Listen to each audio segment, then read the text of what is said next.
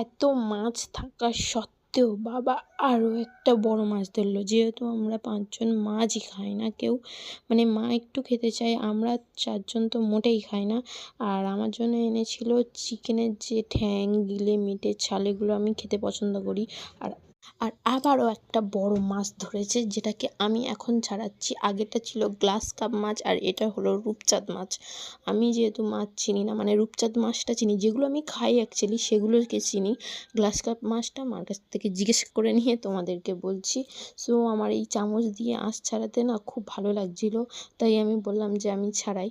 অনেকটা বড় মাছ, বটিতে না চাকিয়ে আঁশটা ভালো করে ছাড়ানো যাচ্ছিল না। আমাদের যেহেতু কলপাড়ে, আরও পুকুর হলে বেশি ভালো হতো ধোয়াটা, কিন্তু কলপাড়ে ছাড়াতে হবে তো বসে বসে, ওই জন্য করে মাকে বললাম যে তুমি ওই মাছটা চিকেনের ঠ্যাংগুলো কাটো আর আমি তোমাকে মাছটা সারিয়ে দিই, আমার ভালো লাগছে।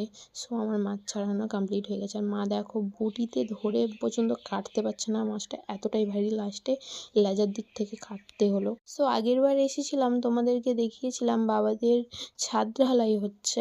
চলো এইবার আজকে ঘুরিয়ে তোমাদেরকে দেখিয়ে আসি যে ছাদ ঢালাইটা এখন কিরম দেখতে হয়েছে বা কতটা সুন্দর লাগছে।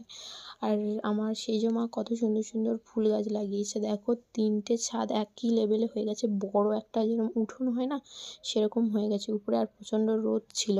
আর এই দেখো আমার সেজো মা কত রকমের ফুল গাছ চাষ করেছে বন্ধুরা। যেহেতু আমি এখানে কোনো ফুল গাছের নামই জানি না, তবে দেখো একই রকম ফুল কতগুলো কালার হয়, দেখতে তো খুব সুন্দর। এই ফুলটা না আমার আছে, তোমরা দেখেছো। আর এই জবাটা কি কিউট লাগছিল, দুটো জবা সবই কিউট লাগছিল।